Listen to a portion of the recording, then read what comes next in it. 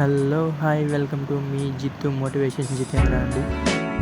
So ఏంటి అనుకుంటున్నారా? ఏం లేదంటే మేమైతే ఈరోజు చిన్న తిరుపతికి అయితే వెళ్ళిపోతున్నాం.